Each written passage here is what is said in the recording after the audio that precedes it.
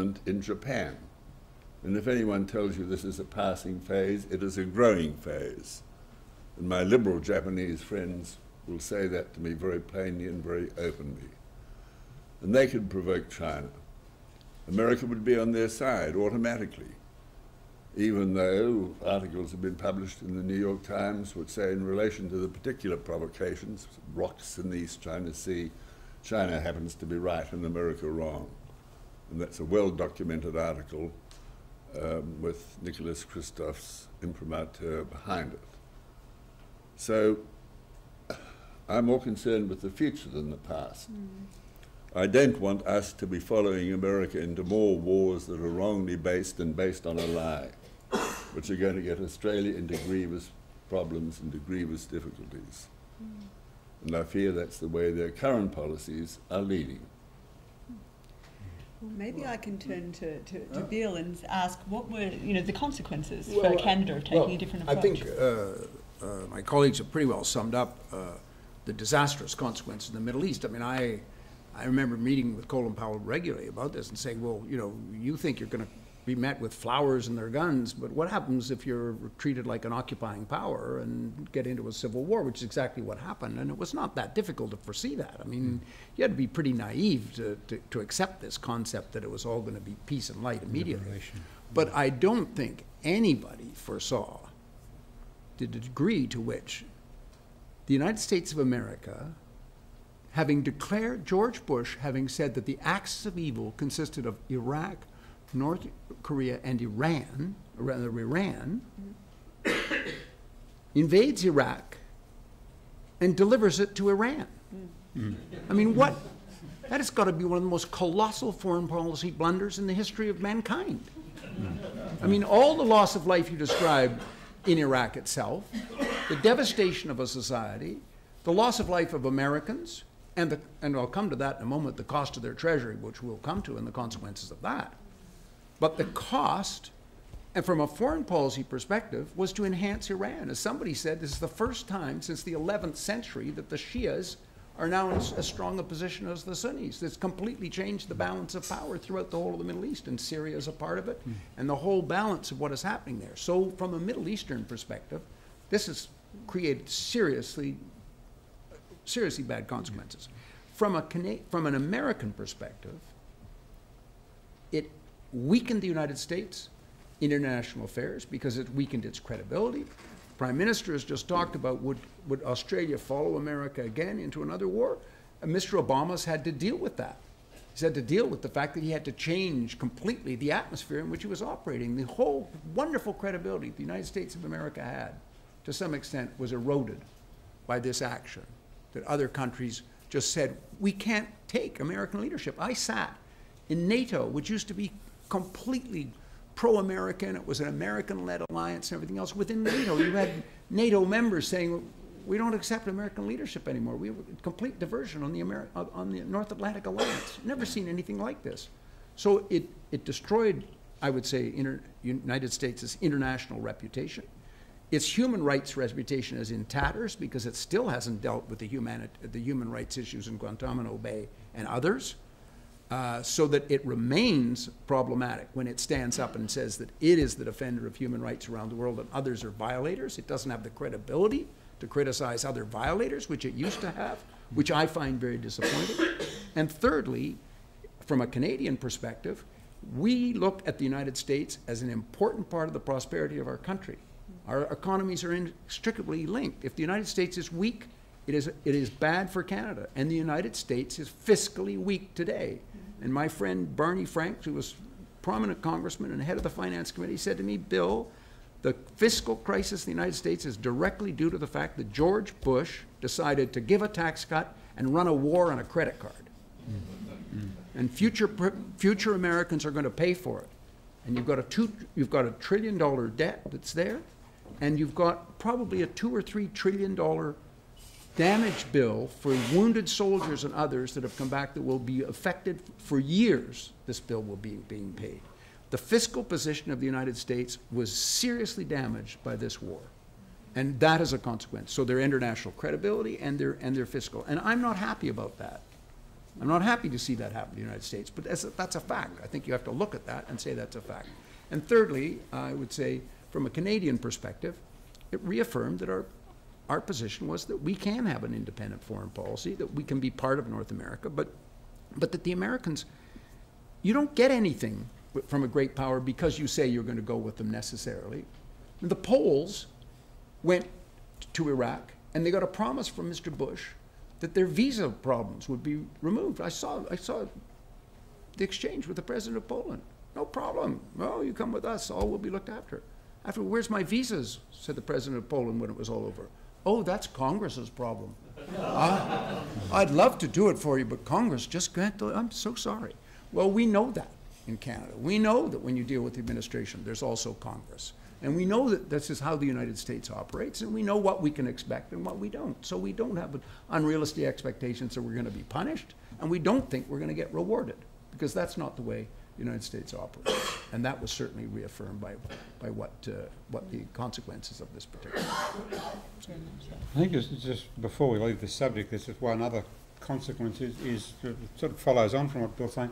By a very misguided use of American power, the United States has demonstrated the limits of American power. Right. Theodore Roosevelt used to say, "Speak softly and carry a big stick." Well, what the United States demonstrated in Iraq is that the big stick doesn't work when you become an occupying power, because you very quickly find yourself in a counterinsurgency operation. And on our ABC program, Four Corners, a few weeks ago, the Australian counterinsurgency expert David Kilcullen said that my advice to you about anything that might lead to a counterinsurgency operation is don't do it. Right.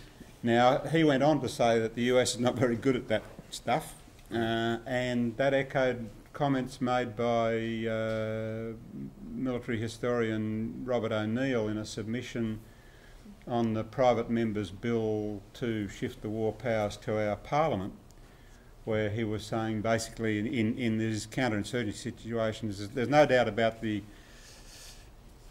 capacity of the United States to deploy lethal force, but they do it in such a heavy-handed way that as an occupying power, you just to get the US Army out of the armoured vehicles and Kevlar jackets and actually having them mingle with the people is a big cultural change, and then one that they're struggling with and likely to struggle with. So that when you think about going to war with the United States, you've also got to think about what are the prospects of success. And if the modern war is a war of choice, which means invading and occupying somebody, the chances of success are pretty bleak, and I think that's one of the big lessons too. So I might turn then to the war powers, because Iraq has been used as an example of why parliamentary democracy should have some sorts of institutional checks and balances to maybe prevent that momentum of going to war. Perhaps I can ask Prime Minister, how does Australia currently decide to go to war? Oh, one man can take us to war. One man took us to war in relation to Iraq.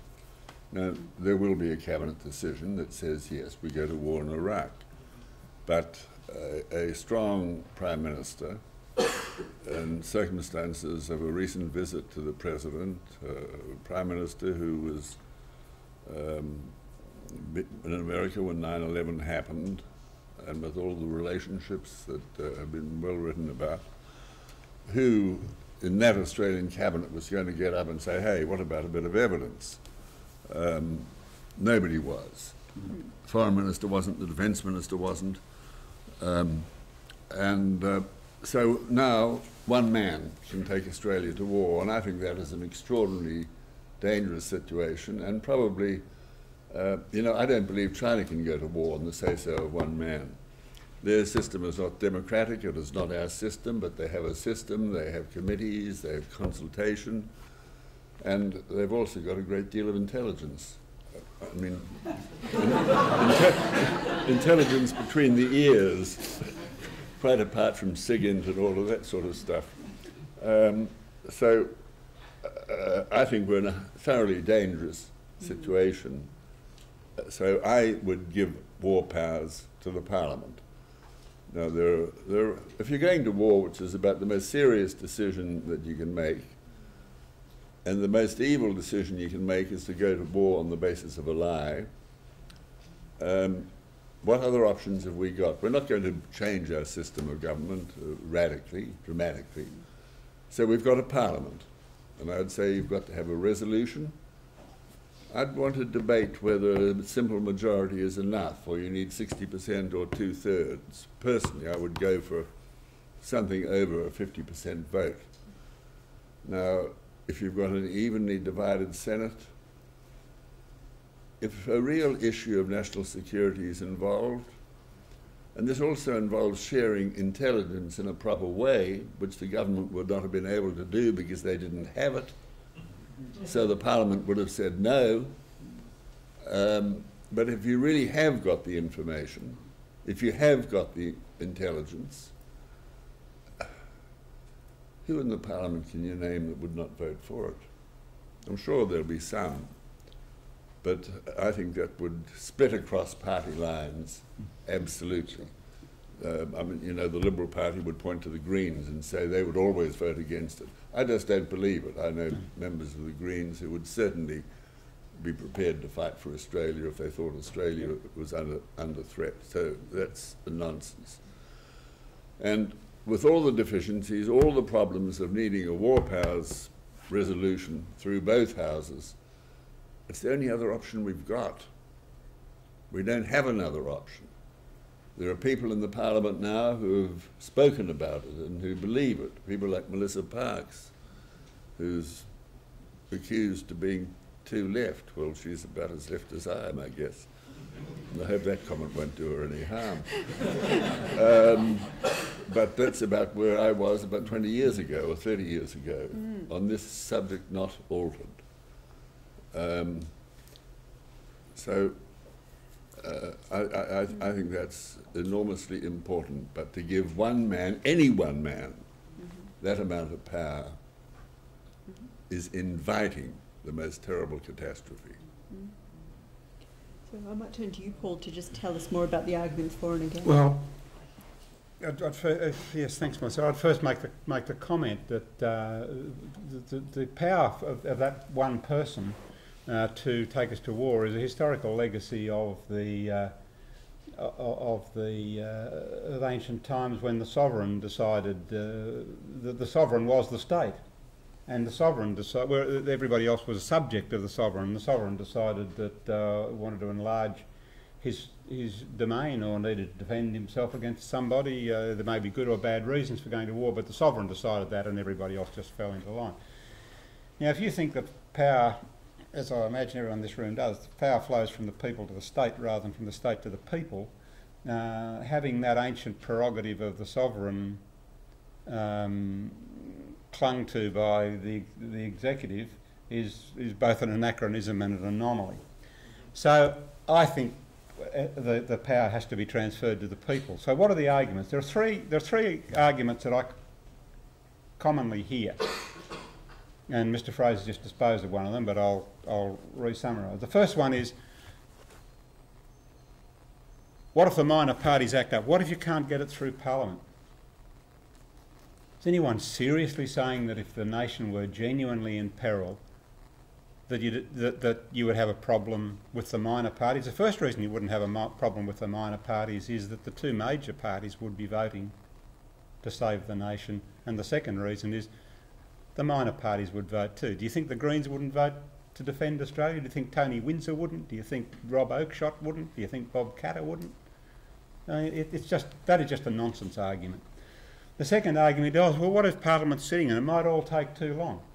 Let me tell you, the Australian Defence Force is maintained in such a low state of materiel state and state of training and readiness that the Parliament can easily keep up with its capacity to go.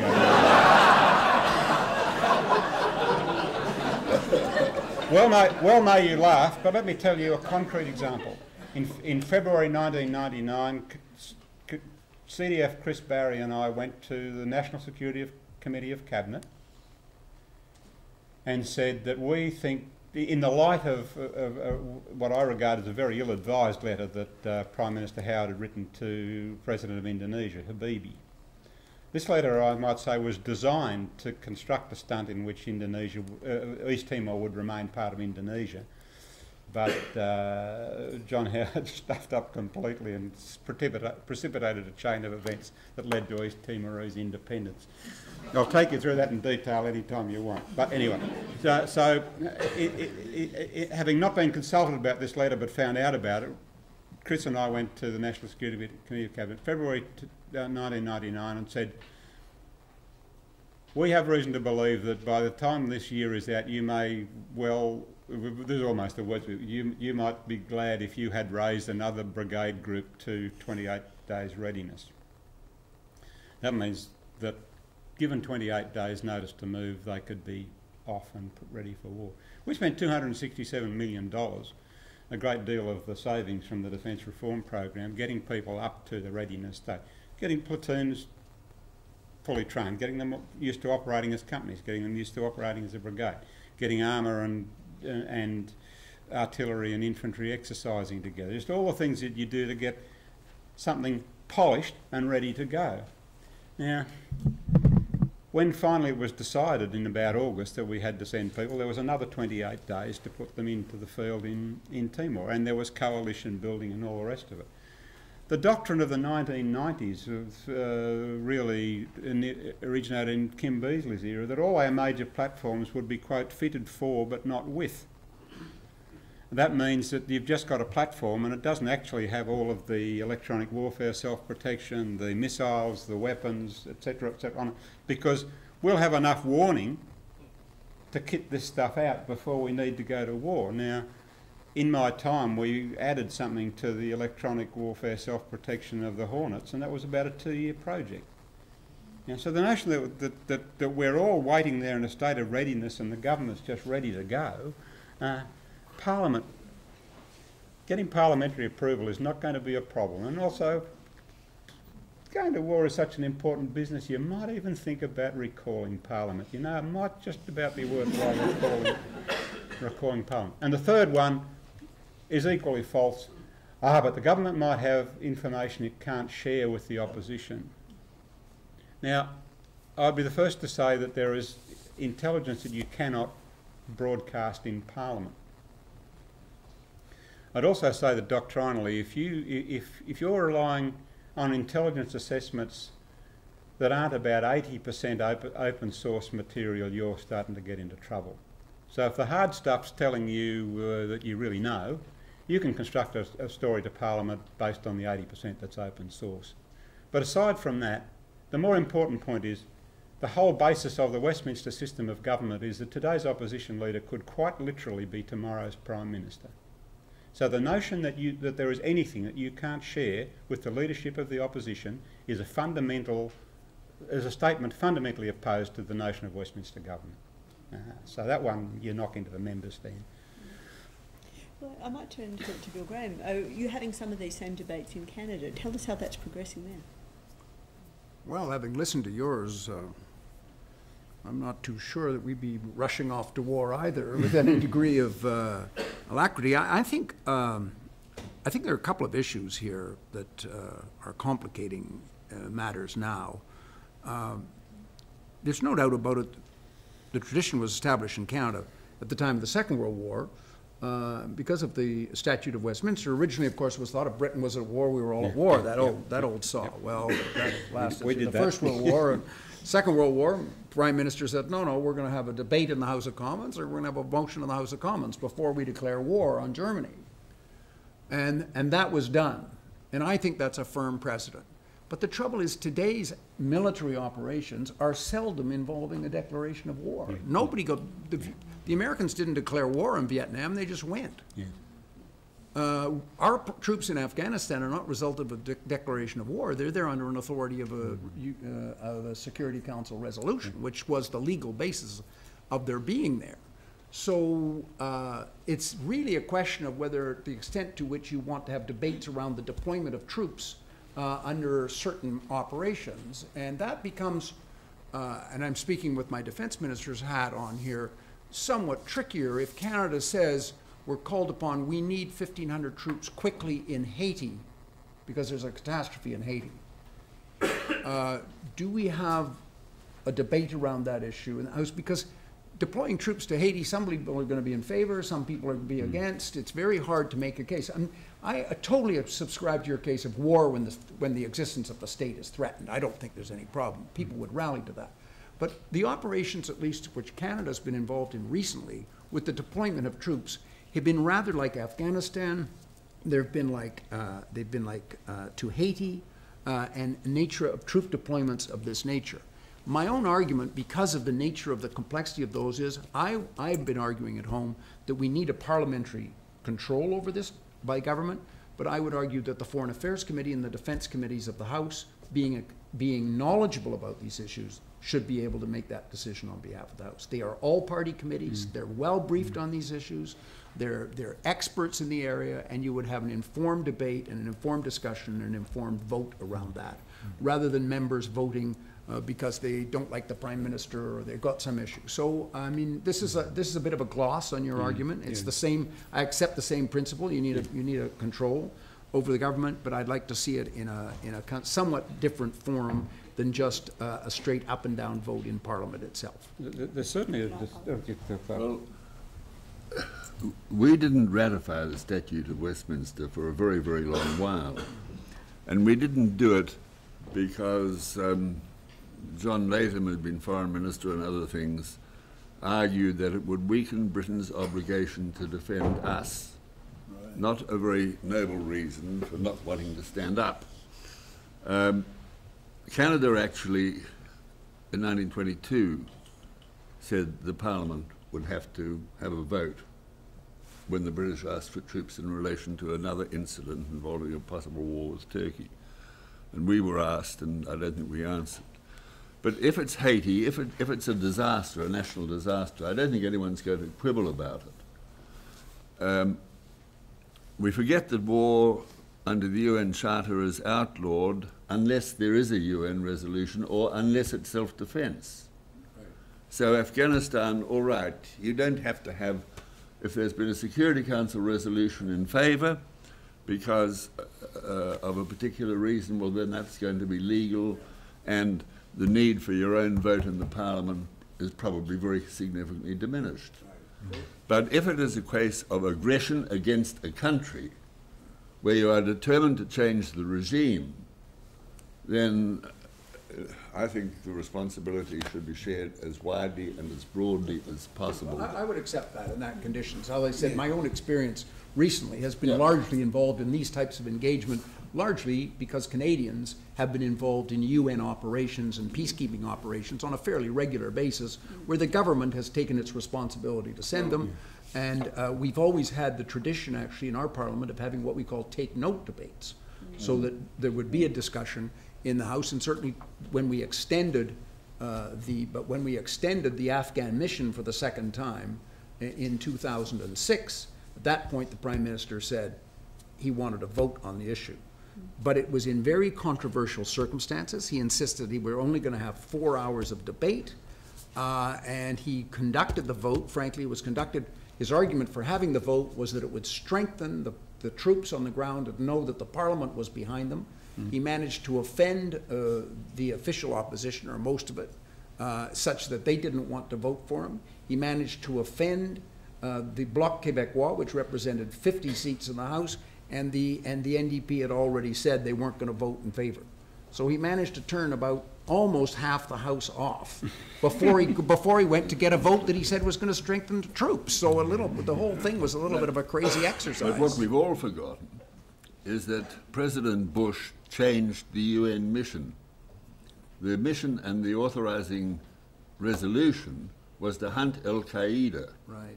It was not regime change and establish an American-style democracy in Vietnam. And from that moment, I think you could also argue, in Afghanistan, right. I think from that moment you could also argue that Afghanistan became an illegal war because America unilaterally, without statement, changed the mission. It wasn't the Security Council mission. Well, we took the position that our ISAF troops were there under a Security Council resolution. We've always been of the position the Canadian troops and the Dutch and the British we were with strongly argued that we were there, and in fact under under a proper United Nations authorization. Yeah, I know that. But the authorization was for a purpose. Yeah. It was for a purpose. And the United States unilaterally changed the purpose. They did not consult with Canada or Britain or anyone else when they did that. Well, I might let Paul make a final comment on this, and then I want to open up to questions from the floor. Okay. I just wanted to respond to Bill about the scheme of the Australian legislation. Doesn't depend on a declaration of war or any kind of hostilities. This is the private members bill that was introduced in 2009.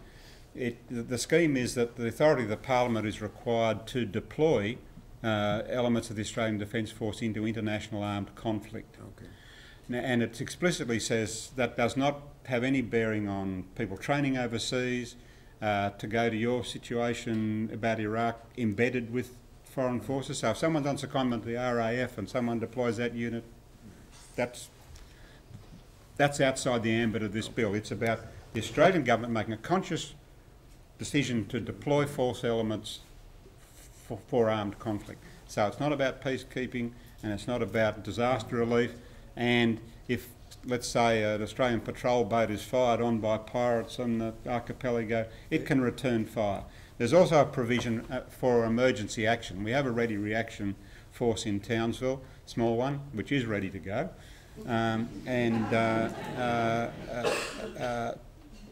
But it's for sort of police type actions. Now there was provision in the bill that you can use a ready reaction force and you must within 72 hours or some period table a statement in Parliament as to why it was necessary to just jump off.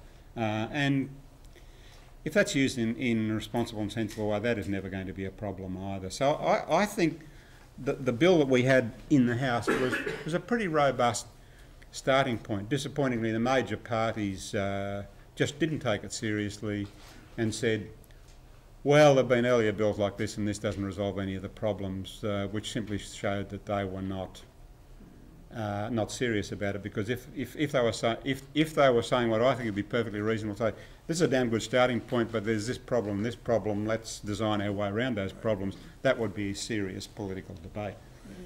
So it sounds like you've thought this out thoroughly as to exactly the circumstances in which it would apply and those in which it wouldn't. Yeah, and I think it would work. Yeah. So I believe it's now the fourth effort, isn't it? Of different private members' bills that have been put up by the There have been four goes at this, but you see, everyone. This is one of the most important reasons we need to wrest this power out of the Prime Minister's sticky fingers. Every Prime Minister wants to have in his giving, when the President of the United States rings, he can go on primetime television and say, I've just had a conversation with the President of the United States and I said, we're with you all the way. You know. I never did. Yeah, well, I don't think Mr. Chrétien ever did that either. Neither did Mr. Trudeau. But the head of the ACT Civil Liberties Union wrote to Kevin Rudd saying this would be a good idea, and for an avowed Republican, you got a very interesting reply saying, I want to stick to the ancient privileges of the sovereign. Thank you very much. I think Mr. Chrétien would have said, I'll play golf, but I'm not going to play war. And on that note, now I'm going to turn over to the audience. We've got a great capacity crowd. I'm going to get a few people to make comments and then come back to our panellists. So, Ramesh, very fitting for you to be the first one. Ramesh Thakur from the ANU. Just a quick question to all the panellists. Everything you've said seems so sensible, so unobjectionable, so much of a no-brainer. One, why hasn't it been accepted? Two, how can we make sure it is accepted?